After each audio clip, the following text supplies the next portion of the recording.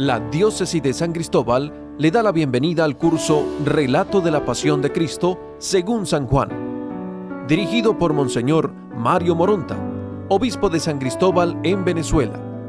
Una ayuda adecuada para la participación en los misterios de la Semana Mayor. Con un cariñoso saludo para todos los participantes en este curso sobre el Evangelio de Juan en el relato de la Pasión. Debo comenzar pidiendo excusas porque algo que debía haber dicho ayer, quizás por la emoción de comenzar el curso o porque uno muchas veces presupone las cosas, no lo dije. Y es que antes de comenzar, por supuesto, a ver los elementos formales y de contenido, hay que leer el texto bíblico, por supuesto. Eso lo dábamos por sabido, pero pido excusas porque debía haberlo insistido, aun cuando es de lógica el haberlo hecho. Pero también una recomendación: lean el texto no una sola vez, sino muchas veces. Y una recomendación que, aunque tengan el subsidio, tengan también un cuaderno o una libreta con su pluma o con su bolígrafo o con su lápiz para ir anotando a medida que van leyendo el texto ideas que a lo mejor no aparecen en el subsidio o que a lo mejor apareciendo en el subsidio pues quieren ustedes destacar. Ayer veíamos un poco la introducción, lo que es el texto, que es lo primero que vemos, los elementos de tipo formal, los protagonistas, los lugares, el espacio y también algunas repeticiones. Y hoy vamos a comenzar viendo los elementos de contenido. Para aquellos que nos siguen con el subsidio, pueden buscarlo perfectamente en la página 10 del subsidio, donde dice cuarto, elementos de contenido. Hemos visto los elementos formales. Ahora veremos los elementos de contenido que incluyen palabras claves, ideas fuerza que hacen referencia incluso a otras partes del Evangelio de Juan. Lo primero que vamos a considerar son las principales palabras claves que se hallan a lo largo del texto. Algunas de ellas ya las mencionamos. Yo soy. Hace referencia a la condición divina de Jesús, ante la cual retroceden los que le van a apresar.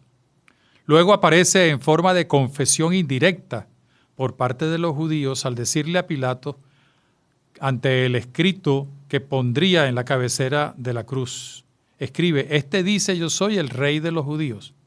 Es curioso que ellos afirmen indirectamente así la divinidad del crucificado. El otro elemento de contenido ya mencionado es yo no soy, en boca de Pedro al negar a Jesús. No es simplemente una negación, sino una especie de rechazo para que no lo acusen de ser seguidor ni de Jesús, ni de blasfemo, como acusan a Jesús. Otro tema, rey, entre comillas, de los judíos. Es lo que presentan como acusación ante Pilatos. Y es lo que Pilatos colocará como causal de la condena. Los soldados romanos se burlarán de él en torno a la figura de rey. Además, será coronado con una corona real de espinas. Cuando digo real, no concreta, sino regia, pues su corona de rey es de espinas. No hay que olvidar que el término rey bíblicamente es destinado a Dios. Los sumos sacerdotes y acompañantes le dirán a Pilatos que el único rey es el Señor, el César. Con lo que se entra en contradicción por muchos motivos que veremos a la hora de la exégesis. En el diálogo con Pilatos, Jesús se reconoce como rey, pero no de este mundo, sino de un reino que viene de arriba. Desde allí le viene la autoridad a Pilatos. Entre paréntesis, a veces podemos hablar de Pilatos, que culmina con S, o Pilato. Los dos términos son correctos para que no haya ninguna confusión. Pilatos quizás viene como recordando el latín Pilatus, pero es válido decir Pilatos o Pilato. Hijo de Dios es otro tema. Una sola vez aparece en el relato de Juan, es verdad. Los judíos le acusan en un segundo momento a Jesús de declararse hijo de Dios, lo que significa que es Dios. Ellos lo insinúan al inicio del diálogo con Pilatos, al hablar de que según la ley judía debía morir, aunque reconocen que ellos no tienen el poder para hacerlo. También, he aquí el hombre, el ecce homo famoso en latín. Es una expresión a la que hay que prestarle atención. Viene a ser como una especie de presentación por parte de Pilatos, donde se reafirma lo que en capítulo 1, versículo 14 se enseña, el misterio de la encarnación. No es un simple hombre, sino el Hijo del Hombre. Aquí hay una referencia al profeta Daniel, con lo que se enfatiza la manifestación humana del Hijo de Dios. Otro elemento de contenido que es importante tener en cuenta es el de la cruz. Es el castigo de los malhechores y de quienes atentan contra el César. Es por eso por lo que va a ser condenado. El relato recuerda que fue crucificado también en medio de otros dos malhechores. Los malhechores que son crucificados en la cruz generalmente son malvivientes, salteadores o gente que se levantaba, se alzaba, se rebelaba contra la autoridad en especial del César. El término mujer, que aparece varias veces en el Evangelio de Juan, como lo veremos, para identificar a María, la madre de Jesús. Y también cuando el resucitado llama a María Magdalena durante su aparición, dice mujer. Este es un indicativo de plena realización de la persona con su maternidad y su femineidad, a la vez que implica una relación directa y también, dijéramos, de cierta familiaridad o intimidad con quien lo está pronunciando. Las escrituras se cumplen, es otro tema que aparece. En varios momentos del relato encontramos la expresión para que se cumplan las escrituras. Lo interesante de esta expresión es que además de vincular el texto con el Antiguo Testamento, se comprueba cómo se va cumpliendo las diversas expresiones proféticas anteriores al Señor. Una de esas expresiones va a permitirnos tener la clave para el discernimiento y conclusión de la exégesis. Mirarán al que traspasaron. Otro tema es el de la sangre y el agua. Ya muerto, el soldado romano atraviesa su corazón con una lanza y de allí brota agua y sangre. Es un hecho que contiene una gran significación, como lo estudiará la patrística y la teología. Otro elemento de contenido temático, todo está cumplido. Aparece 2 veces al final de la agonía de la cruz.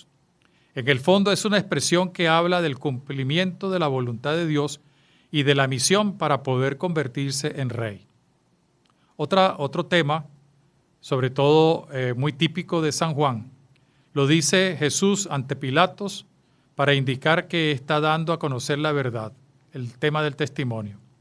Pilatos pregunta sin respuesta, ¿qué es la verdad? Posteriormente Juan hablará de su testimonio con la finalidad clara y motivadora para que otros crean. Sustenta Juan su testimonio con una expresión muy propia de él. Vio y creyó cuando llegó con Pedro al sepulcro vacío. Y luego lo vamos a ver en el capítulo 20, en el encuentro entre Tomás y Jesús. Felices los que ven, creyeron sin ver. Tú has creído porque has visto, etc. Esa relación es importante tenerla en cuenta porque en el fondo, según San Juan, ver significa creer. Y las diversas apariciones en el capítulo 20, María Magdalena y a los discípulos reunidos en la casa, probablemente la misma del cenáculo. En esta última se relata que les dio la paz y el poder del Espíritu Santo para perdonar. 8 días después se repite la aparición para poner en prueba la incredulidad de Tomás apóstol. Todos estos elementos temáticos se desarrollan y muestran a través de los elementos formales que ya indicamos. Fíjense bien ustedes, como ya lo indicamos, los elementos formales, protagonistas, el tiempo, el espacio, las repeticiones, luego que lo vamos como descubriendo, nos van conduciendo hacia aquellas ideas que componen la parte temática. Y ya con esto nosotros podemos entonces descubrir el movimiento interno. Si nosotros no hiciéramos eso, pues quizá no le veríamos importancia, qué sé yo, a al atrio de la casa del sacerdote, que tiene, a pesar de que no es un lugar muy, muy, muy importante, tiene una importancia, porque es allí donde Pedro niega por primera vez a Jesús. O también, por ejemplo, el pretorio, que ellos no quieren entrar al pretorio, sin embargo a Jesús lo hacen entrar. Ellos no entran para no contaminarse el día antes de la Pascua, pero no importa que Jesús se contamine, porque total en el fondo están haciendo que ya no sea más judío. Son todas estas cosas que nos permiten entonces descubrir que el movimiento interno, el movimiento que vamos descubriendo del texto, nos va conduciendo no solamente a unos temas, sino a un posible esquema, que es lo que vamos a presentar ahora a continuación. Hay una propuesta, no es la única. Por Dios, nunca debemos absolutizar los métodos, sino es una ayuda. Y al tener en cuenta los datos formales, como ya lo hemos mencionado, y los de contenido, podemos darnos cuenta que ese movimiento interno lo podemos traducir después en una forma de organizar el texto, que algunos llaman estructura y otros llaman esquema. Ustedes pueden llamarlo como mejor les parezca, pero lo importante es que es una manera no solo de organizar el texto, sino de hacer después la exégesis, y dentro de la exégesis, entonces sí, ver la profundidad que nos dice el texto desde la parte externa hasta la parte interna. Luego de haber leído atentamente el texto, como ya lo indicamos al inicio de esta sesión, y varias veces, como se ha sugerido, comenzamos a ver la organización del texto. Mire, repitamos de leer, porque eso es lo que nos va metiendo. No se trata de aprender de memoria el texto, sino se trata de meternos en lo que nos va diciendo y tratar de hacerlo como si fuera la primera vez, como que si no supiéramos nunca nada de la pasión, como que si nunca hubiéramos leído la pasión. Porque muchas veces llegamos, esto es lo que quiere decir es esto es lo que quiere decir es aquello. Y es un defecto que tenemos, y algunos grupos de apostolado que se dedican sobre todo a proclamar y predicar la Biblia, no hacen este servicio. Y a veces se van versículos, sacan un versículo de contexto y entonces hacemos una lectura fundamentalista, una lectura reduccionista de la Biblia. Por eso es importante ver todo el texto en su contexto. Nos conseguimos con una primera parte que está marcada por dos referencias temporales. Desde la noche, luego de la cena, hasta la madrugada del viernes, cuando, luego de haber apresado a Jesús, fue llevado a Pilatos. Y en este primer momento nos topamos con dos actos importantes. El primero de ellos es el acontecido en el huerto. Sabemos que por los evangelios sinópticos se llaman el huerto de Getsemaní, cuando van a apresar a Jesús. Y posteriormente lo acaecido en la casa de Anás y de Caifás. Fíjense bien, la primera parte va desde terminada la última cena hasta la madrugada del viernes en la mañana, con dos momentos o dos actos o dos escenas, la del huerto y la de en la casa de los sumos sacerdotes.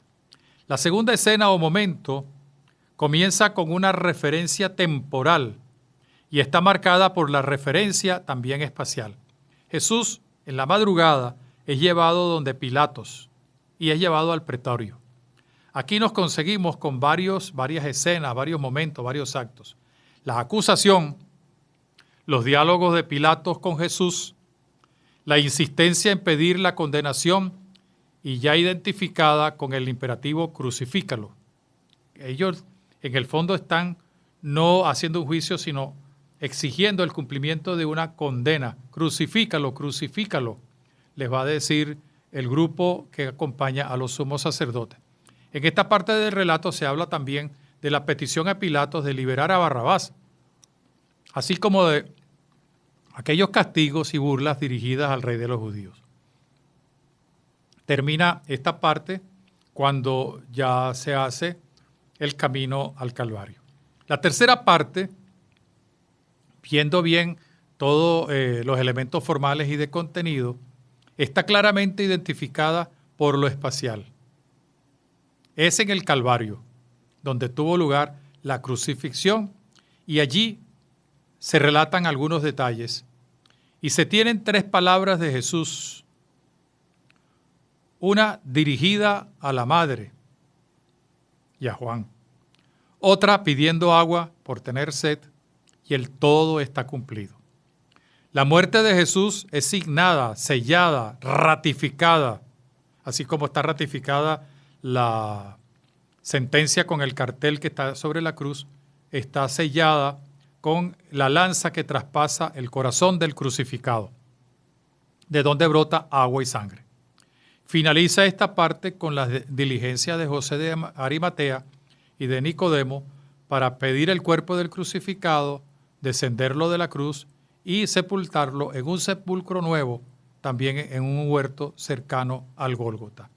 Comienza la pasión en un huerto y termina en un huerto.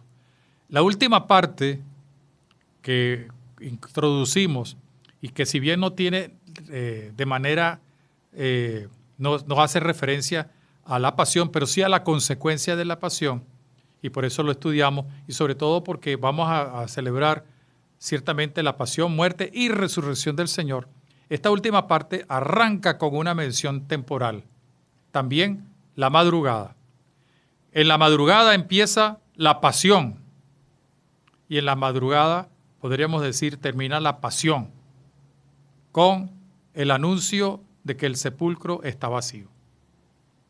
María se lo anuncia a Pedro y Juan, quienes corren para llegar a comprobarlo. Posteriormente, se da la aparición a María Magdalena, y en la noche de ese primer día de la aparición a los discípulos reunidos en la casa.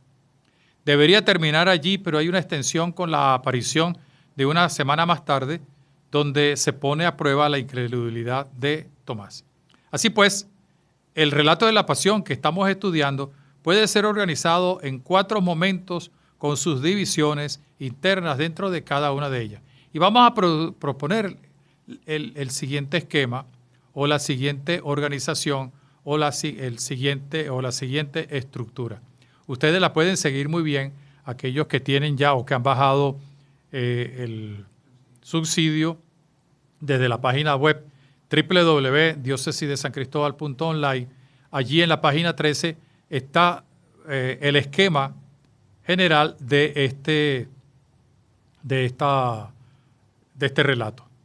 Ya lo mencionamos, pero ahora vamos a verlo ya un poco más detenidamente, y luego de verlo detenidamente vamos a comenzar la exégesis de los diversos versículos que nos llevará a las próximas secciones. La primera parte la llamamos desde el huerto hasta la casa de Caifás, y está presente en el capítulo 18, versículo 1 al 27. Y estos 27 versículos, los podemos organizar de una manera prácticamente en paralelismo. La primera parte, lo que sería la parte A, los 12 primeros versículos, que hablan de lo que aconteció en el huerto, donde incluso hay la participación de Pedro. Y luego los versículos 13 al 14, que hablan del traslado a la casa de Anás. Luego viene otra, en paralelo con el capítulo 18, versículos 1 al 12, los versículos 15 al 18, que hablan precisamente en la casa de Anás, en el atrio de la casa del sumo sacerdote, de la primera negación de Pedro. Y luego los versículos 19 y 22, que están un poco en consonancia o en concordancia con el capítulo 18, versículos 13 y 14, donde hay el interrogatorio de Jesús y también el posterior traslado a la casa de Caifás, que no debió haber estado muy lejos la una de la otra. Y finaliza esta primera parte desde el huerto hasta la casa de Caifás con la segunda negación de Pedro, que está en paralelo tanto con el versículo 1 al 12 como con el 15 al 18 y abarca los versículos 23 al 27. Esta es la primera parte. La segunda parte está muy claramente determinada tanto por el espacio como por el tiempo. Jesús es llevado ante Pilatos. capítulo 18, versículo 28, hasta el versículo 16 del capítulo 19. Si ustedes siguen allí van a encontrar que también en forma de concordancia, de paralelismo, podemos dividir estos versículos.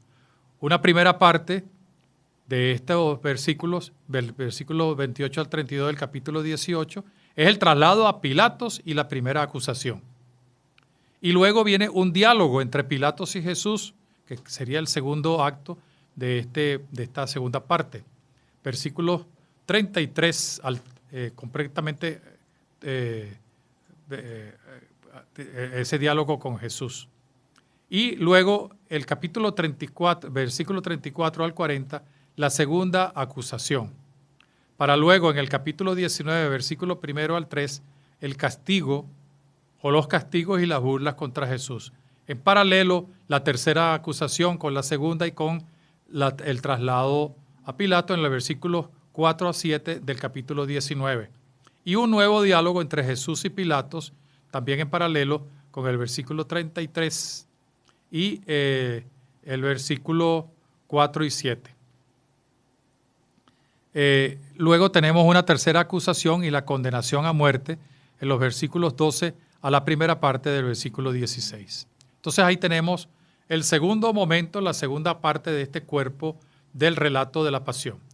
Y también marcado, como ya lo indicamos, por una connotación o característica de carácter espacial, porque se da en el Calvario o Gólgota, que significa el lugar de la calavera. Está el capítulo 19 de la segunda parte del versículo 16 al 42, es decir, hasta el final del capítulo 19. Y ahí encontramos los siguientes elementos. La crucifixión, versículo 16b a 18. El tenor de la condena, ahí está el tenor de la condena, sobre todo con el letrero. Y los versículos 23 al 24 con el reparto de las vestiduras.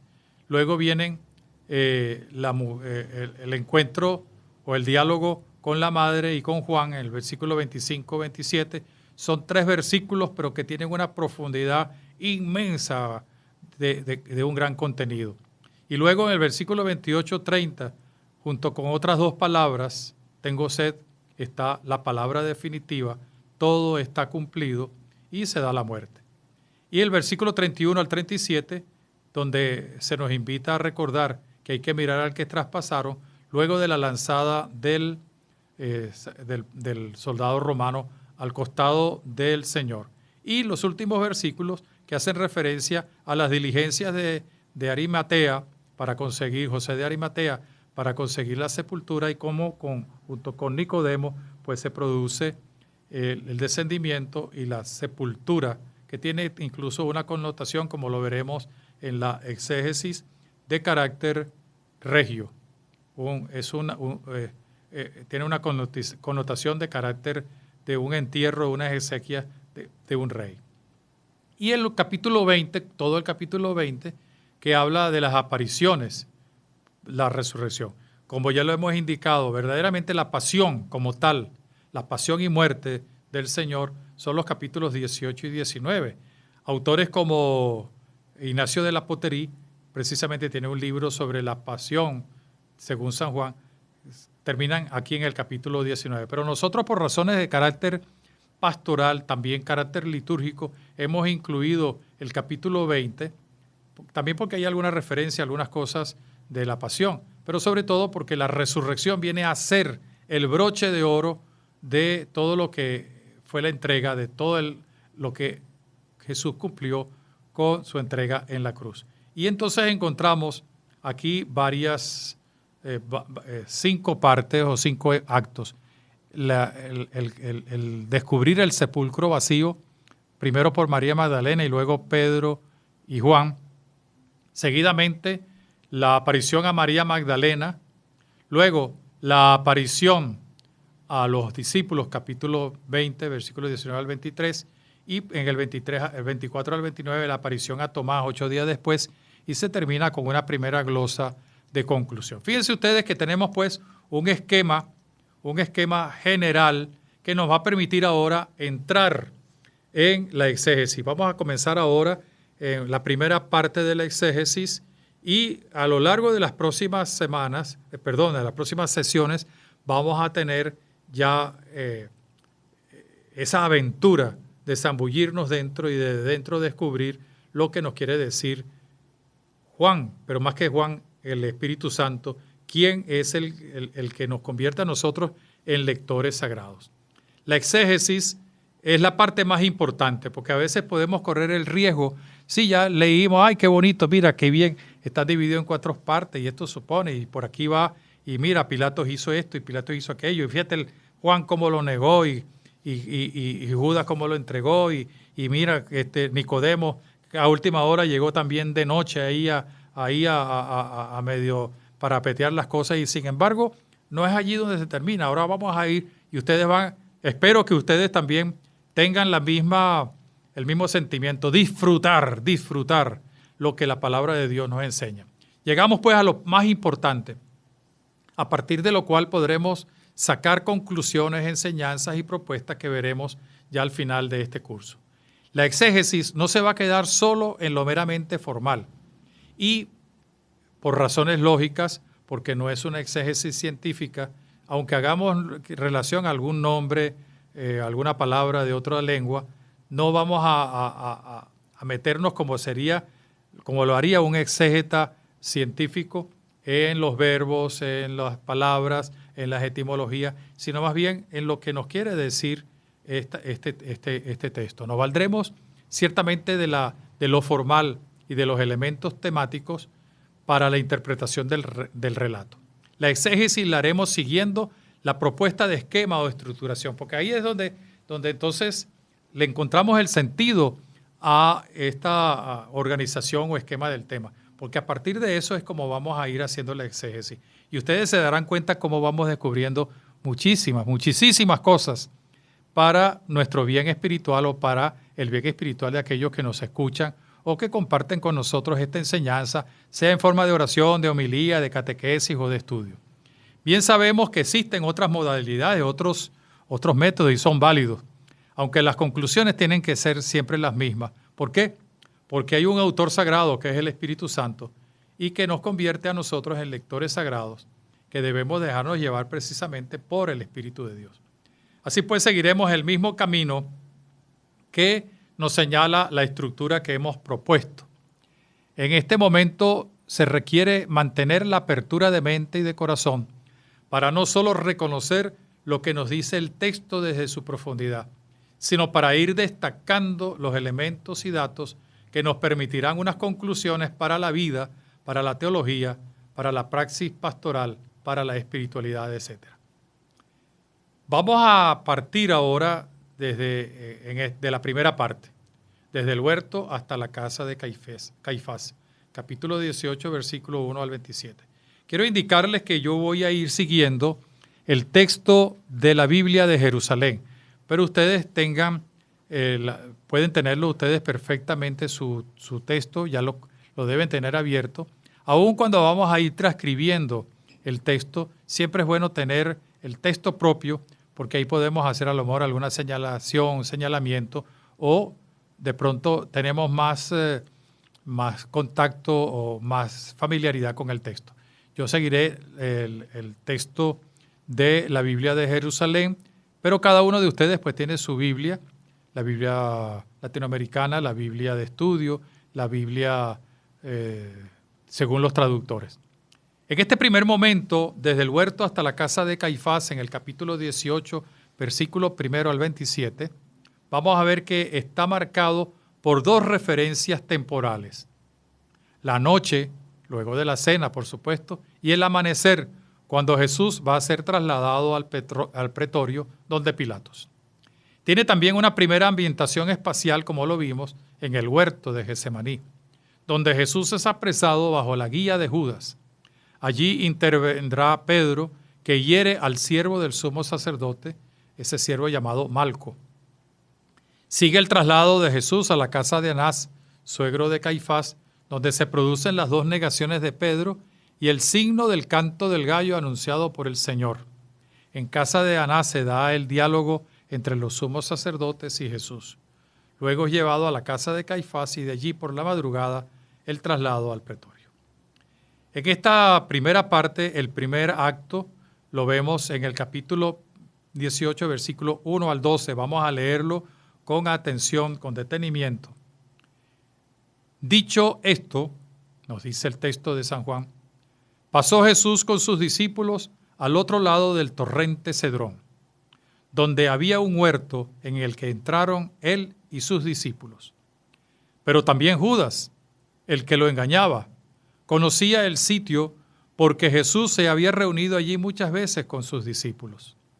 Judas, pues, llega allí con la cohorte y los guardias enviados por los sumos sacerdotes y los fariseos, con linternas, antorchas y armas.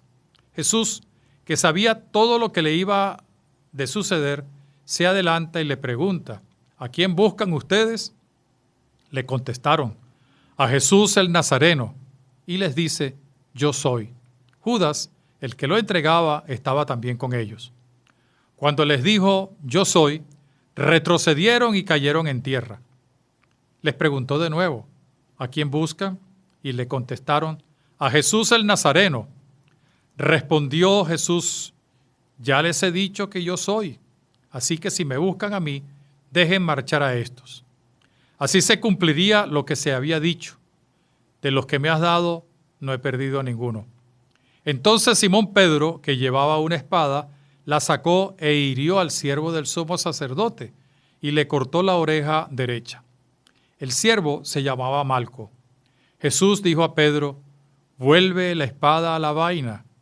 La copa que me ha dado el Padre, ¿no la voy a beber? Entonces la cohorte, el tribuno y los guardias de los sumos de los judíos prendieron a Jesús, lo ataron y se lo llevaron. Palabra del Señor. Estos versículos contienen la parte inicial del relato de la pasión de Juan. Vienen a hacer la introducción a todo el relato y en particular a la primera parte que abarca desde cuando arrestan a Jesús hasta cuando lo llevarán a Pilatos. Estos primeros versículos nos narran el encuentro de Jesús con quienes le van a poner preso, dirigidos por Judas. Hay un diálogo donde se manifiesta que es a él a quien deben aprender y no a los discípulos. Finaliza este trozo con la actitud de Pedro, la cual estará en contradicción con las que tendrá posteriormente al negarlo. Jesús manifiesta su poder al curar al herido siervo del sumo sacerdote, antes de ser amarrado para ser conducido ante Caifás y Anás. Podemos ver en estos versículos varios actos. Primero, el traslado del huerto, es decir, el traslado de Jesús hacia el huerto, al otro lado del torrente de Cedrón, los primeros dos versículos. Llegada de Judas con la cohorte y los guardias y el diálogo entre Jesús y ellos, versículos 3 al 10. La acción defensiva de Pedro y la actuación de Jesús, los versículos 10 al 12. El prendimiento de Jesús en el versículo 13. El primer acto de esta primera escena es en el versículo primero. Comienza con un recurso literario que indica que se está iniciando otro periodo. Dicho esto, es decir, acabados los discursos de la diosa y la oración sacerdotal, y no hay una mención explícita de la hora, pero habiendo terminado la cena y dicho esto, es fácil deducir que era de noche. Esto quiere indicarnos que fue por la noche de la cena cuando se inició la pasión y cuando Jesús se dirigió al huerto. A la vez, esto tiene una significación peculiar. Noche habla de oscuridad. Es en la oscuridad donde suele reinar o predominar el mal y el pecado. A la vez, tiene una cierta lógica. Jesús podía haber sido atrapado también a la luz del día, pero hubiera sido peligroso. Había mucha gente en Jerusalén, entre los cuales se hallaban no pocos admiradores y seguidores del Señor. Además, había sido recibido por la muchedumbre del pueblo. Los pocos adversarios de Jesús no iban a arriesgarse de apresarlo cuando podían calcular que habría una cierta defensa del Maestro. Era mejor hacerlo de noche y en un lugar apartado. Así, la noche del jueves se convierte en el momento crítico. Es cuando será atrapado. Hay otro dato curioso. Jesús hubiera podido realizar su oración en el mismo cenáculo donde había compartido con los suyos. Sin embargo, según lo había hecho con frecuencia, el versículo 2 así lo dice, sale de la casa y de la ciudad y pasa al otro lado del torrente Cedrón. Allí hay un huerto. Los otros evangelistas lo denominan Getsemaní. Según Juan, el Señor se solía reunir allí con sus discípulos, y esto lo sabía muy bien Judas, y ciertamente sabía que esa noche el Señor haría lo mismo.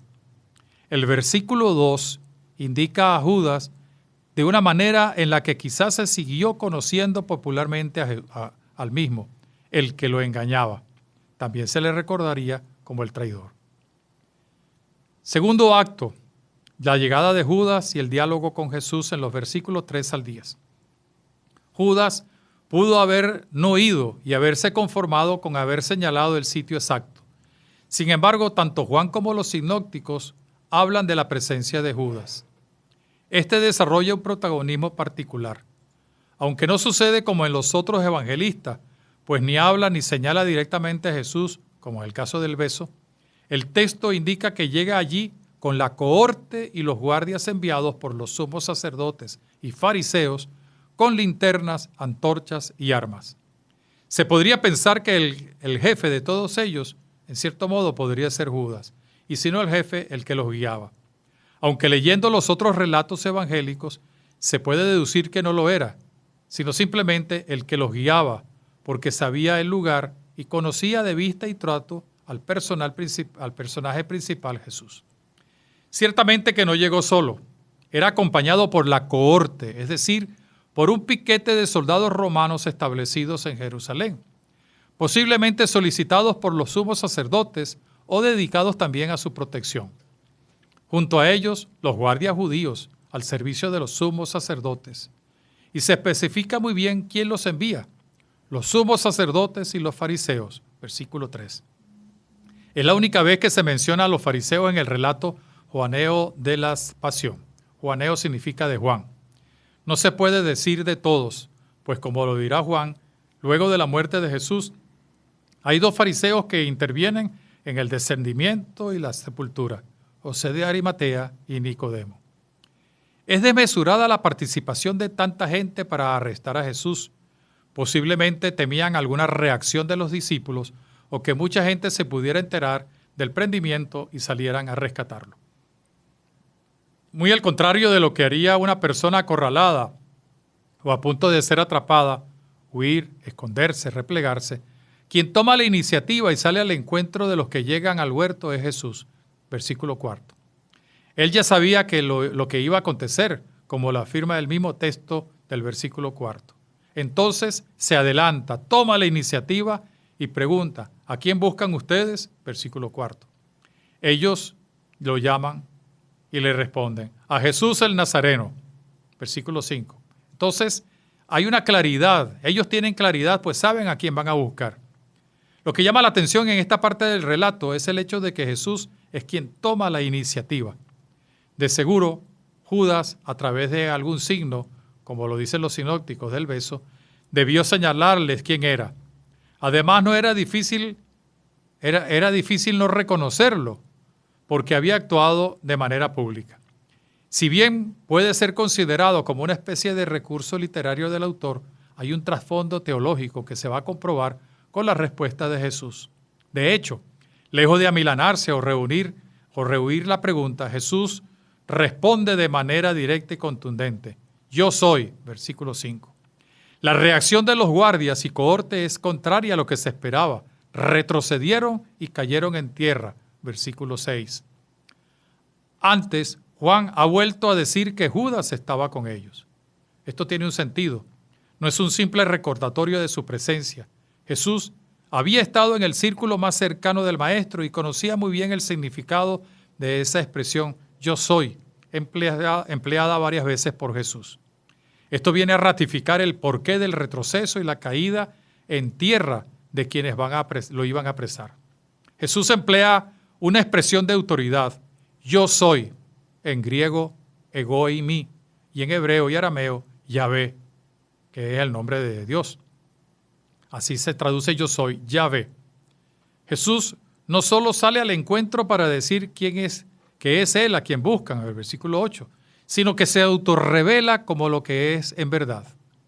Y es una de las causales por las que los sumos sacerdotes quieren condenarlo. Para ellos es un blasfemo por darse a conocer como el Hijo de Dios. Aquí se da a conocer como Dios. Jesús emplea esta fórmula para transparentar misteriosamente algo de su propio misterio y para revelar en cierta medida la propia trascendencia, es decir, su divinidad. Esto estremece y en cierto modo asusta a los guardias y compañía y marca el sentido de lo que va a seguir después a lo largo del relato joaneo. Hay dos ideas importantes a destacar. Jesús, primero, muestra libertad al revelar el poder y la majestad de su poder divino, mientras que los otros, en segundo lugar, demuestran con su retroceso y caída temor e impotencia. Jesús vuelve a preguntar nuevamente, ¿a quién buscan? Y la respuesta es la misma, ante lo cual Jesús vuelve a responder, yo soy, aunque pide que se respete a los demás. Así que, si me buscan a mí, dejen marchar a esto, dice Jesús, versículo 8. Esta expresión tiene dos intencionalidades. A quien buscan y quieren eliminar no es a los suyos, sino a Él. En el fondo, porque después que muera Él, los otros se van a dispersar, según la lógica quizás del enemigo o del adversario. Y por otra parte, le permite al autor sagrado recordar lo que ya se había dicho. De los que me has dado, no he perdido ninguno.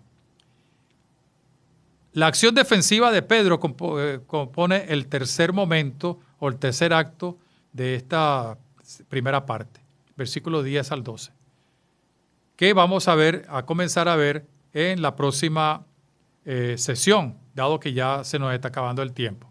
Pero vamos a terminar leyéndolo y lo repetiremos al inicio de la próxima sesión. Dice, entonces Simón Pedro, que llevaba una espada, la sacó e hirió al siervo del sumo sacerdote y le cortó la oreja derecha. El siervo se llamaba Malco. Jesús dijo a Pedro, vuelve la espada a la vaina. La copa que me ha dado el Padre, ¿no la voy a beber? Entonces, la cohorte, el tribuno y los guardias de los judíos prendieron a Jesús y lo ataron. Terminamos esta segunda sesión con la lectura de este texto con el cual nos introducimos en la próxima sesión. Si tiene alguna pregunta, alguna inquietud, alguna sugerencia, puede escribirnos a relatopasionjuan@gmail.com y no se olviden que en el www.diocesisdesancristobal.online ustedes podrán conseguir este subsidio con el cual pueden seguir mucho más fácilmente. No dejen de leer nuevamente el texto de la Pasión según San Juan y sobre todo los versículos que hemos estudiado. Que Dios nos bendiga. Hasta la próxima sesión. Curso Relato de la Pasión de Cristo según San Juan, avalado por la Universidad Católica del Táchira y el Instituto Universitario Eclesiástico Santo Tomás de Aquino. Todos los subsidios disponibles en la web diócesidesangristóbal.online. Esta es una producción del Diario Católico de Venezuela.